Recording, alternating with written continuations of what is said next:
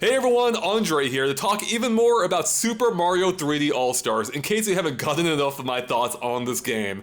But this time I have a special guest being Rebecca from the Nintendo Shack podcast and Twinfinite. Rebecca, how's it going? It's going well. Thank you so much for inviting me on. Yeah, well, thanks for being here. So the reason I wanted to have you on is because I saw that you reviewed this game for Twinfinite, I believe, and Yes. you apparently had somehow gone your entire life without playing any of these games before. Is that right? It is true. Yes, I've always been a Nintendo fan, but I was a Zelda kid growing up. I never really got into any of the Mario games, 3D or 2D. So this was pretty brand new for me going into it. The only 3D Mario game I've played before this was Odyssey.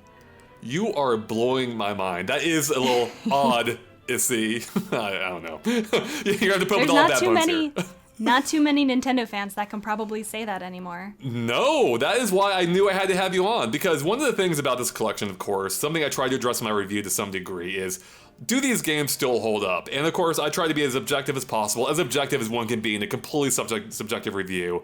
But my own impressions, everyone's impressions are going to be based on, some level of recollection or what they played before. But you being completely new to these games, like, this is perfect. You're the polar opposite of what I am to these games. So I thought it'd be fun to get together, discuss our overall thoughts on each individual game and the entire thing as a package. So I guess in an overall sense, what was it like for you to go through and play through these games? Because again, this is your first time through them. So did you play through them chronologically, or did you bounce around? What was kind of like your whole perspective on this thing? I did. I decided to go in order, so I started with 64, then I went on to Sunshine, and then Galaxy. It felt like the natural way to approach it, to see how the franchise has evolved over the years. So I'm glad that I did it in that order, because I was able to see the growth through each game. Right, yeah, that's exactly what I did revisiting them. I thought it'd be kind of fun to go through them in order, see, I never played through all three games back to back like this, so even for me, it was a bit of an experience. So in a overall sense, what's your overall impression of Super Mario 3D All-Stars? What did you think?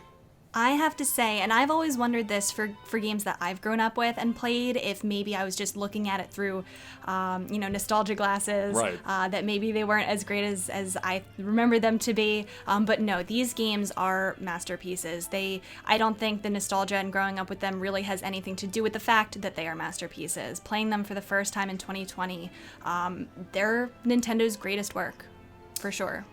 Well, hold up. You grew up as a Zelda kid, so are you saying I did. you're putting this even above Zelda? Is that what you're saying? So Zelda will always be my baby. Zelda will always be my favorite franchise, but I get now why people love Mario so much, and I didn't really get that growing up. I didn't get why people liked Mario as much as they do. But now I understand how much fun they are. That's kind of amazing. That's so awesome to hear for a few reasons. One, it helps vindicate me. It's like, yeah, these games are still really good, and so it's good to hearing that outside perspective that agrees with that, who has no prior experience. But on top of that, I am so jealous of you for being able to experience these games for the first time. Like, if I could recapture like a moment in my childhood in that way, like something adjacent to something I experienced as a kid, like this, I'd be all over it. I can't, obviously. Well, maybe there's something out there I missed, but I'm so jealous of you that you were able to experience these for the first time. So am I. So The only thing is, I feel like I don't have that experience of, I know how Super Mario 64 was so special for people in playing a 3D game for the first time, having that rotating camera, the 3D Right. environment. I know how special and magical that was for a lot of people. For me, it was Ocarina of Time. But now playing 64 for the first time in 2020, I didn't quite get that same magical feeling of, okay, this is unbelievable. yeah, if it did, I'd question why you're reviewing games. Like, oh my god, you can control the camera in this game. What? Yeah.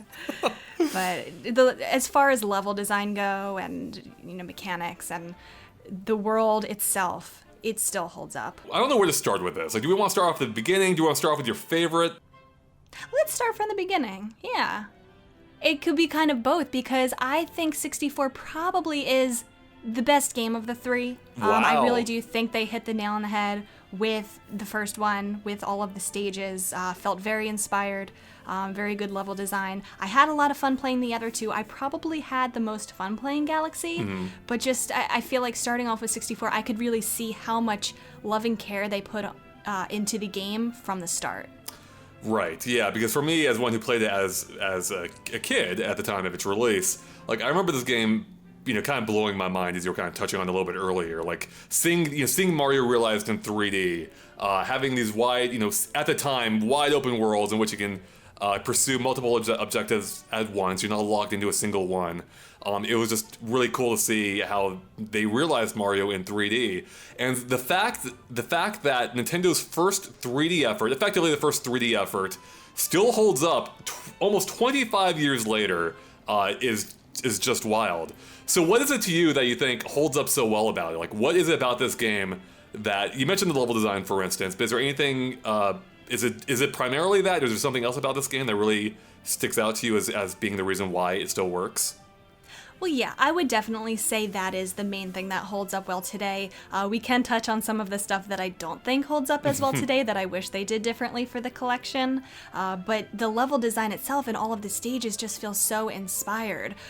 Each one, I feel like we had, what we know now to be our typical, okay, this is our typical water stage or world. Right. This is our typical ice or snow stage or world. But they really mastered that from the start. Each one felt so inspired and fresh, and so many secrets. Yeah. As I was playing, I didn't realize how many secrets are in these Mario games to find. I knew kind of with the 2D games, but I didn't realize so much for the 3D games, especially starting from 64.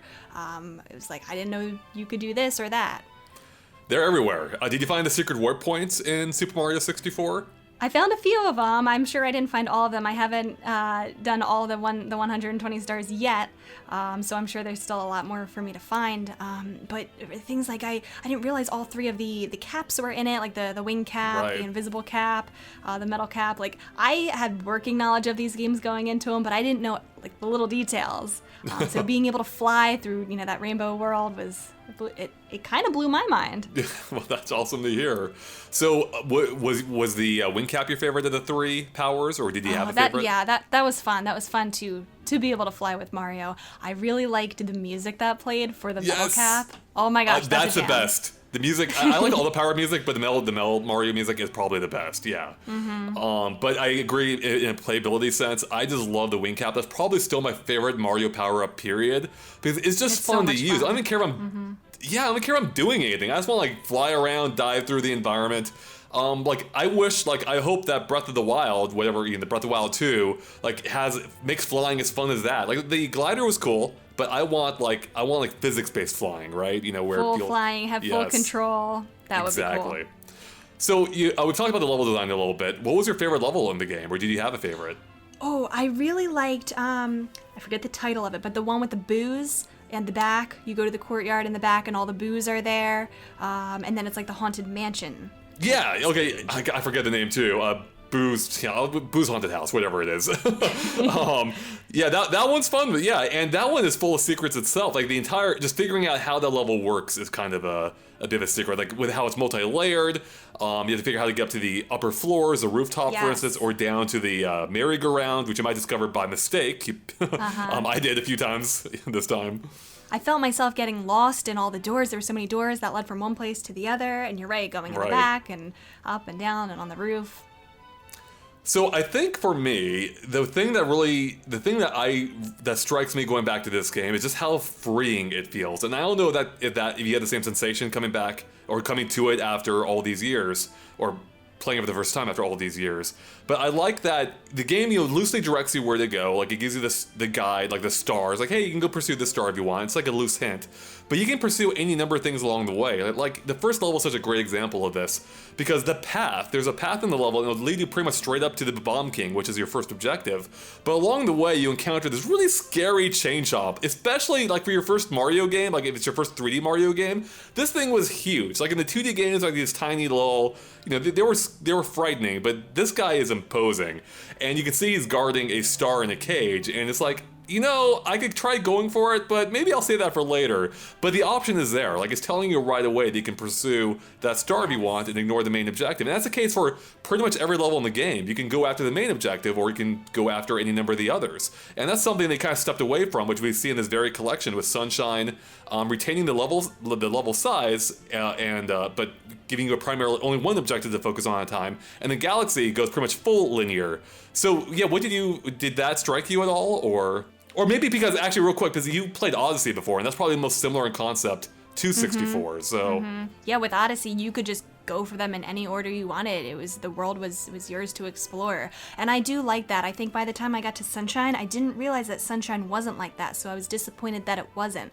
The reason why I liked it in 64 was Right. because the title of the level, it pretty much tells you where to go and how to get the star. It hints at it, the camera zooms in on it so you kind of know which direction to go. But if you're still stuck on it, or you see another star that you want to go for, you can do that. And Right. most of the time that's okay, you can still reach it. I did also like how the levels changed a little bit every time you went in. If you got a star and then you went in the level again, it might have been a little bit different. Right. So that kept it fresh to explore each level. yeah, you get like the Koopa the Quick in the second star in Bob-omb Battlefield, for instance. Yeah, you can open up like a few other like passages. Mario Odyssey kind of took that I guess Mario Sunshine takes that concept a little bit farther, by really transforming the landscape. But as a consequence, you're locked into that star. You can't stray from it. I don't think, except for maybe the first shine, I should say, in that game, I don't think you can stray off the path. So since we're already kind of like talking about Sunshine a little bit, let's go ahead and hop into that game for a moment. What did you think of this? But this game is at the time, it seemed weird. Because you have this backpack, this super soaker on your backpack that talks for some reason. You're going around spraying enemies, you can hover with it. Then you can get various power-ups or augments for it, which you can, glide along or shoot along the water or shoot super high into the air. What was your overall take in this for that game coming off of Mario 64? Yeah, and I've heard a lot about Sunshine. I know a lot of people really love Sunshine. I know a lot of people really don't like Sunshine. So I did have a lot of thoughts going into it. I liked Sunshine a lot. I feel like in some ways it was an extension of 64. I really did like the flood mechanic, and I liked it because I'm not all that great at platformers, so having FLUDD meant I wasn't falling as much. The times that I was having the most trouble in that game was in the levels where FLUDD was taken away. I was going to ask what you thought of those. Some of those were tough for people who are not good at platformers. They're tough for people who challenge. are good at platformers.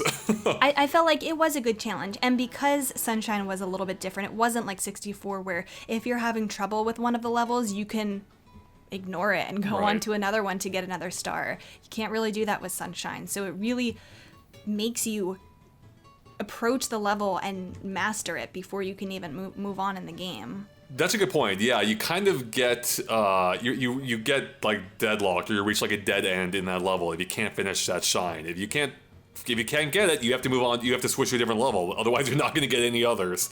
Exactly. And yeah, that is kind of interesting. And I don't know. I can see why somebody thinks that's a positive. For me, I like that in 64. I always had the option to go after something else. Because there were a few moments, even for me in this game, like having played it before, where I got stuck for a while on some of these shines. Like, man, these are some really tricky moments. And yeah. Absolutely, and those flood levels in particular, or the floodless levels in particular that you mentioned, I remember. The strange thing is, I remember those being my favorite levels as a kid because I think it reminded me most of Mario 64. Like, there's no flood; it's more platforming focused, kind of like the Bowser levels in Mario 64. But then these days, I'm like, man, these levels kind of suck. They're tough. They're tough. They're tough, yeah. And the controls in this game are weird. Like, I think they're fun. I think so. Full disclosure, I actually didn't like Mario Sunshine that much growing up. I actually enjoyed it more this time. I actually had a pretty fun time, despite how janky it can be. But the controls are really weird in this game. Where Mario's kind of like I don't know if jittery is the right word, like kind of sensitive, so it's easy to run off ledges, which is a big problem in those floodless stages, which just have constant drop-offs, constantly moving platforms. Some of them you have to be very precise with the moving platforms, exactly. Yes! Exactly, especially the ones that are spinning around, and I couldn't even tell what side am I supposed to be on right now? There's very little room for error in some of them. Right. They actually feel to me a little bit like a proto version of Mario Galaxy. Like you have these floating platforms in a giant empty space, except without the gravity mechanic, and that's to its detriment because it's just tough to tell where you're supposed to orient Mario in order to survive. Exactly. So it is kind of interesting to see like that early glimpse of what might become Mario Galaxy. But on the whole, like I said, I was surprised by how much I enjoyed this game, and how well it held up visually, because this looks game beautiful in the collection. Yeah, it does. Like I mentioned in my review that it's kind of like wearing glasses. Like you can see things. Like for me, I grew up I'm still nearsighted, obviously, but I didn't have glasses until I was maybe 5 or 6. And when I got them, I mentioned in the review, like I told my dad, hey, I can see the birds in the trees. And that's kind of like what it felt like going back to this game. It's like, yeah, I can see like the hidden beauty that was here in front of me all this time. And it's a good looking game. It's clearly dated in some respects, kind of low poly character models. But I was shocked by how well, like on the whole, it held up. Yeah, and I think they did a good job with touching up the quality of the visuals as well for this collection. So that's nice.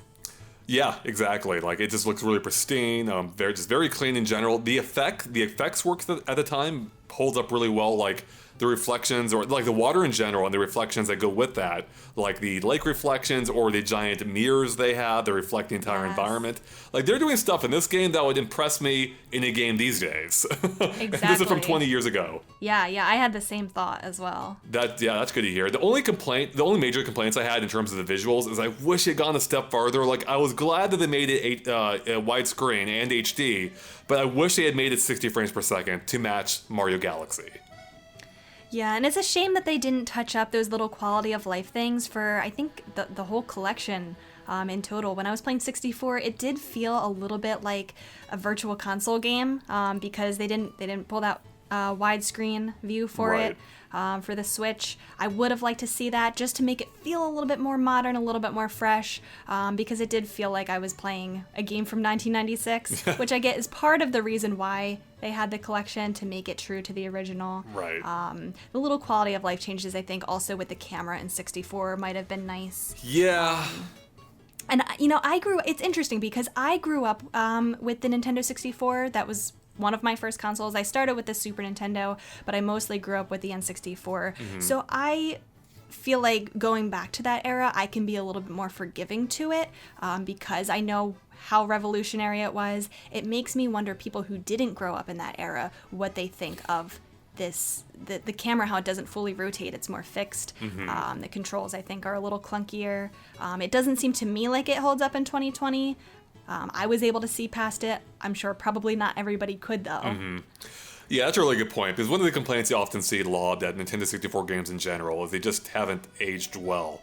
And I definitely see where people are coming from, and I definitely agree with them in a lot of instances, but I think there are exceptions that do age pretty well. In Mario 64's case, it's interesting, because it's clearly aged. It clearly looks dated, but it still has like a certain, at least to me, like an appeal to it. Like it still looks appealing. Like I wouldn't say it looks necessarily great, but there's something just friendly about how the game looks. That it has a sense of charm to it. It does, right? So I guess for you, what was it? So if that wasn't a big barrier for you, like going back to these, clearly multi-decade-old visuals, that wasn't much of an issue for you? Like you said you were able to look past that. It didn't affect your and experience. again, it really wasn't so much the visuals that I had a problem with. I think the game still looks great. Mm-hmm. For me, it was more just the mechanics of the camera and the controls. I would have liked to see them because it feels like, and since I played Odyssey before this, the fully rotating camera felt so smooth and modern. I would have liked to have seen something similar as a quality of life upgrade for 64. I still really enjoyed the game. I got past it, but I'm just surprised that they didn't modernize it and give it that polish for a 2020 game. So what did you think of Mario Sunshine's camera then? Because that actually is probably the closest to Odyssey in this entire collection, being fully analog. You can move it pretty much anywhere in most circumstances, if I recall correctly. What did you think of it? That, and if we had gotten that for 64, I think that would have been perfect Right. because I felt in 64, in some cases, I had to make some literal leaps of faith because I couldn't orient the camera in the right direction to see where I was going. There was only a few instances, it wasn't game breaking or anything, but I didn't have that problem in Sunshine. Yeah, that's it. I think that's one element that it, like, for me, like, I'm so familiar with Mario 64, I could almost play that game blindfolded that I'm kind of blind, so to speak, to the camera issues. Like, I definitely noticed them occasionally. Like, I was constantly running up against moments where I wanted to rotate it farther, but I couldn't because and it makes that obnoxious buzzing noise. But I was still able to, like, figure out, work my way through these environments because I kind of had them mapped out in my head anyways. So yeah, it's good to get your fresh perspective, from someone who's never played these stages before.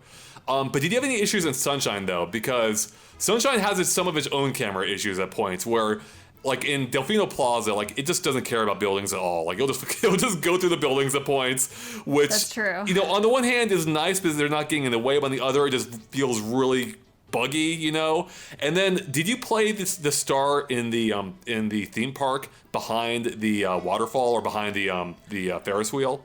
Oh, I think was that one of the ones that's required to go for? Because I remember I was having a tough time with one of them. It has a If bunch it was of gates required, involved. I must have gotten it. Yeah. Yes, I do know. Because you have to go behind the gate and then jump on the Yes. platforms. Yes. Yeah, that You're part's reminding infamous. me now. That part with the it's- camera was hard. You probably blocked it from your memory, and I don't blame you. That part sucks. That part still sucks. It wasn't as bad as I remembered. Again, maybe because I was familiar with it, but it's still not great. So yeah, I agree with you that I wish there were. I do wish that, like, a few more quality of life enhancements would have been nice. Ironing out a few more of those camera issues. Perhaps the widescreen support for Mario 64 at 60 frames per second would have been nice. But at the same time, these games have never looked better. Particularly these first two. Well, I mean all three, and we'll get on to Galaxy in a moment. But Yeah, they're all minor things. I mean, I still had a blast playing them despite those things. Those are just nitpicks, I feel like.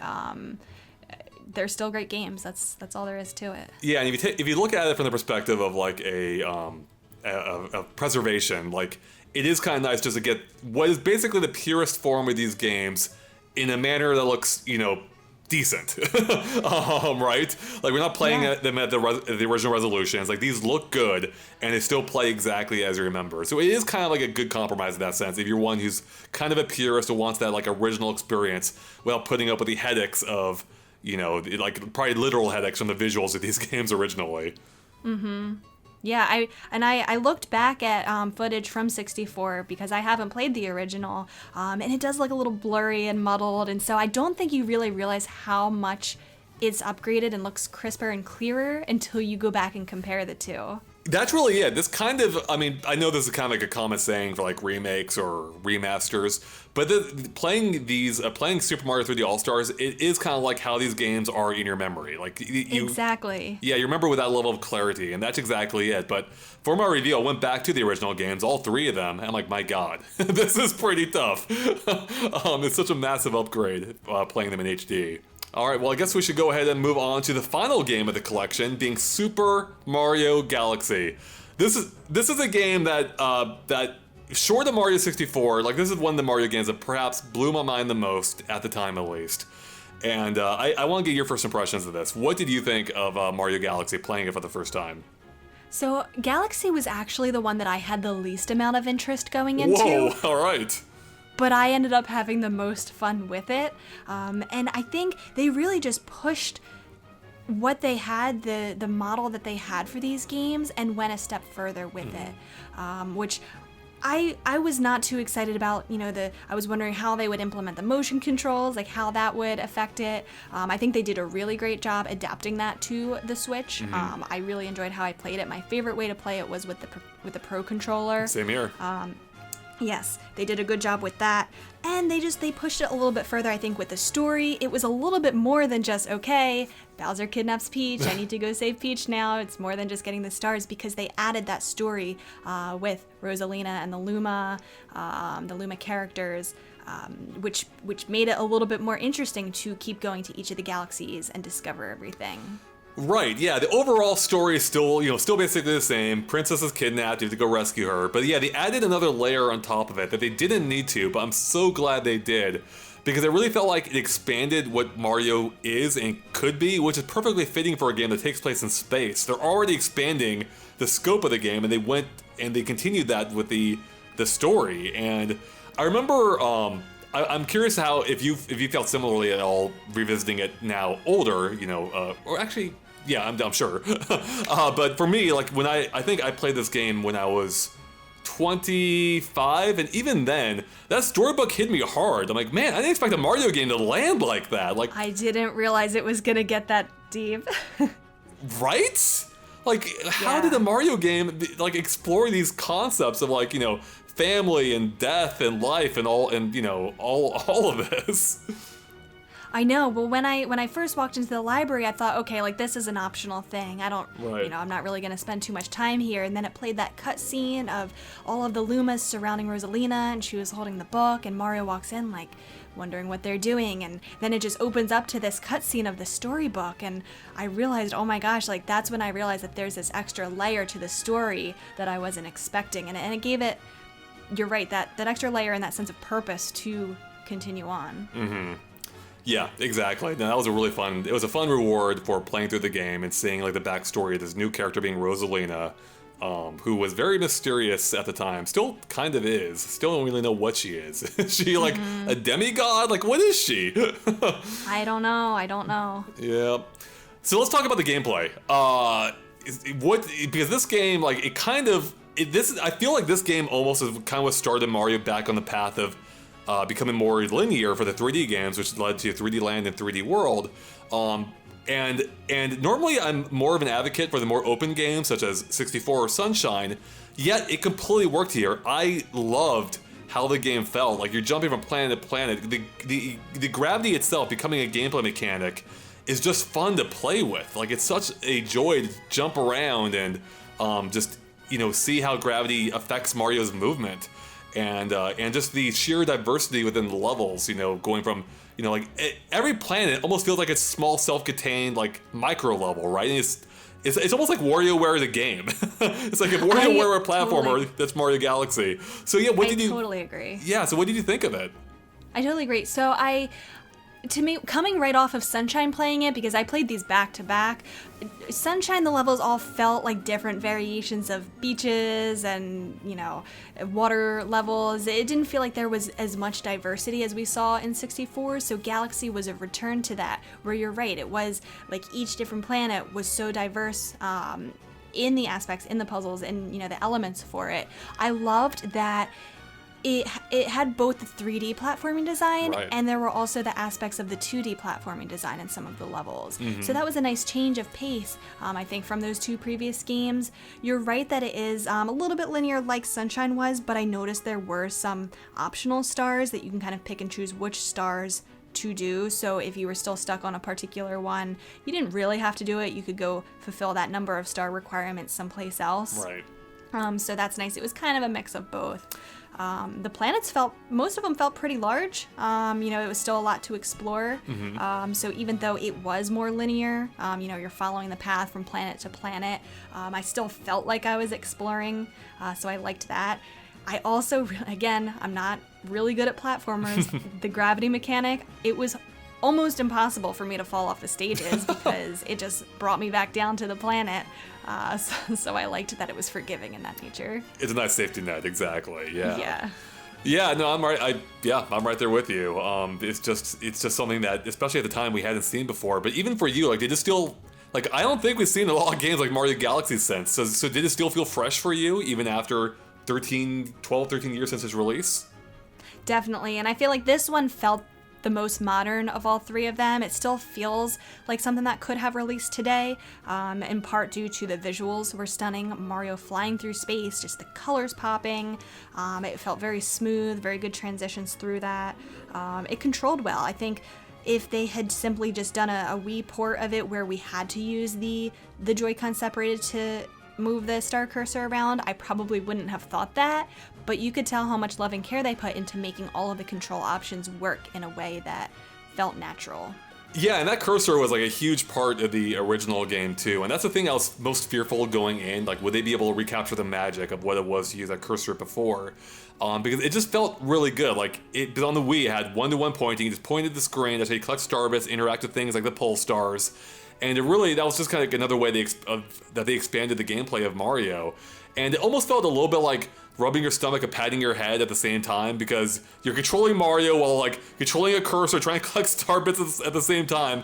But it worked, and that's why I was afraid of how it was going to work on the Switch, because there is no sensor bar, there is no Wii remote, and I think they did a pretty good job. I did find that using the Joy-Cons, which is that is what's closest to the Wii remote, but I actually found that to be a bit more jarring, because whenever it didn't match up perfectly, that's when it stood out to me as being inferior, and like I was recalibrating it constantly to make it feel like I was pointing at the screen. So eventually my Joy-Cons just ran out of battery, so I had to swap over to the Pro Controller. I'm like, this isn't bad. Like, for one, I like the feel of the controller better anyway, but two, the cursor I felt like it wasn't more responsive necessarily, but I felt like I had less issues with it acting in sync. Partially because I was moving the controller less, but I'm holding it with both hands. But also I think I cared less that I didn't match up one-to-one, because I wasn't pointing it at the screen like it was the Joy-Cons. I don't know if that was a factor for you too, when you were playing. Yeah, definitely. I feel like, and I didn't spend very much time using the separated Joy-Con at all, just because I felt like when I was playing with the Pro Controller, I could really focus on moving Mario and jumping and what I needed to do, and using the fine-tune of the Pro Controller's motion to collect those star bits. So it almost like that became the secondary aspect of it to the actual platforming. And the same thing with handheld mode. I didn't mind that one either. It was a little bit awkward, I think, to take my hand off of the controller to swipe around the screen. But with the Pro Controller, it did feel like collecting the star bits with the cursor. I was able to do that secondary instead of worrying about lining up the Joy-Con and to the screen. Mm-hmm. Do you have a favorite level from the game or favorite segment from Mario Galaxy? Yeah, I liked all of the ones where there were little gimmicks to them, where Mario got like a different suit, like he got the Bee suit at one point, he got the Boo suit to go through walls. Any of those ones where they had the little gimmick that changed up what Mario could do, it kind of kept me on my toes. Right. So I liked all of those levels the best. Yeah, I think one thing about this game is it kind of felt epic. Like, I don't know if that same sense still comes through these days, but it felt, of course, the whole thing's set in space, so as we said, they're already broadening what Mario was. But then you're flying through like volcanoes, or you're just, flying around through the galaxy. You're taking on these massive bosses, whether it's like a giant spider or, even Bowser as you're fighting him on these planetoids. Did you have the same sense, like going through the three games? Like, did it feel like this was a more, epic, for lack of a better word, compared to the others, or? Yeah, I would definitely say so, and I think that that was true the most in Galaxy even. I think a lot of that had to do with the soundtrack. It was my favorite in Galaxy out of all three of them. Epic is exactly the word to describe it. It was an epic soundtrack. Orchestrated for the first time in the series. Absolutely, So I think that, to me at least, carries a lot of the game and the feeling of the atmosphere of it. So being that Super Mario Galaxy now sounds like not just your favorite game of this collection, or rather, at least the game you had the most fun with, and it sounds like it's now up there in one of your favorite Nintendo games of all time, if I'm correct. Is that right? It's so hard to rank it, but yeah, I really liked Odyssey a lot, but I never really ranked it in my favorite Nintendo games ever. If I sat down to do a ranking, I would probably include 64 and Galaxy in it, yes. Yeah, all right, that's two strong ones. Those would be my choices as well. But my question to you then is, are you upset that Super Mario Galaxy 2 isn't included here? Like, what's your take on that? I wasn't upset when they announced it. I felt like they probably should have included it. But for someone like me who's never played it before, I don't know what at the time, I didn't know what I was missing. So I think if whatever they decide to do, whether it's adding it as, paid DLC, or if they release it standalone, I'm sold now. I wouldn't have been sold before, but I am now. Do you think I might check it out even if it doesn't come out on Switch? Like, do you still have a Wii or Wii U, for instance, that you I do, but I feel like at this point, it would be hard for me to go back to playing it on the Wii after Yep. experiencing Galaxy on the Switch. And I feel like it's inevitable. I think eventually they will do hope so. a remaster Yeah. for it on the Switch. So I'm content with waiting for that. That might be my favorite Mario games. I really do hope it comes to the Switch. If only so people can experience it for the first time or revisit it. And if you like Mario Galaxy, I think there's a good chance you'll like this one at least as much, if not more. But I do know like the opinions are pretty split on whether Mario Galaxy 1 or 2 is the best.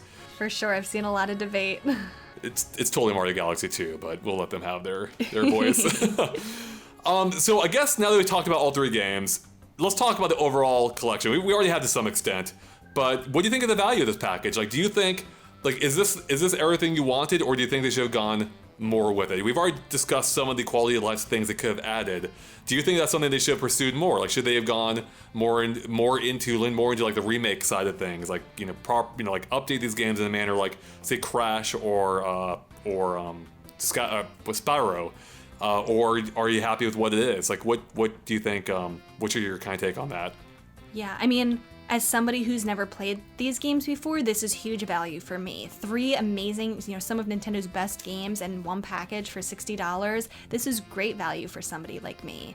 That being said, as this being a collection celebrating Mario's 35th anniversary, it does seem to me like a missed opportunity that they didn't go that extra mile and put a little bit more love into especially the first 2 games here, 64 and Sunshine, because I feel like that's what these games deserve. I feel like they deserve to have that extra treatment to touch up those little quality of life things, and that would go such a long way to making these games feel more modern, making them polished to feel like 2020 releases.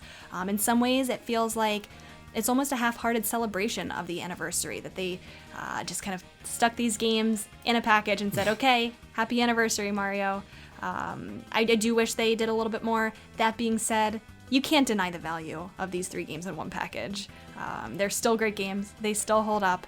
They're still a lot of fun today.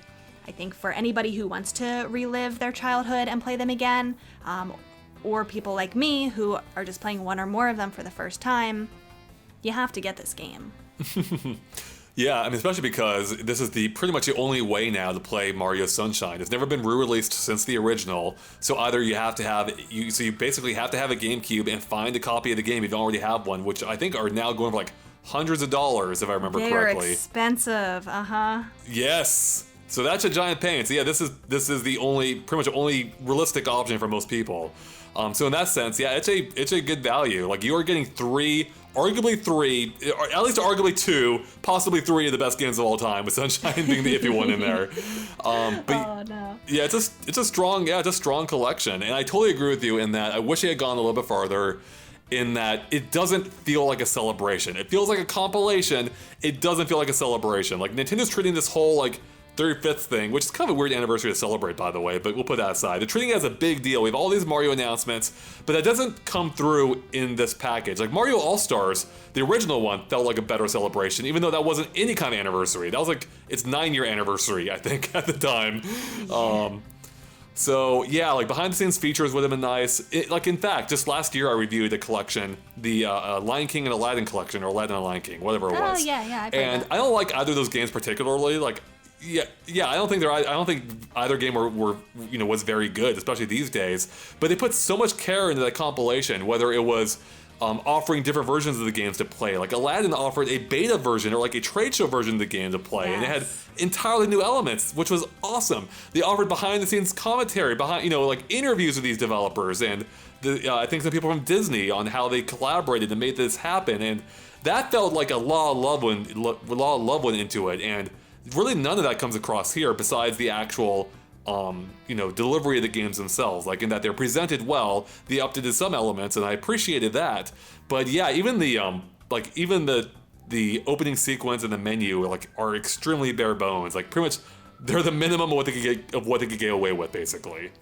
Yeah, and it's a shame because, you're right. We've seen these celebrations for other games, especially ones that are not as big as Super Mario. These games are the ones that deserve that big celebration and a big deal made out of them. And who knows when the next time these games will get remastered or remade again. So it's a shame that it didn't happen here. Yeah, it totally was.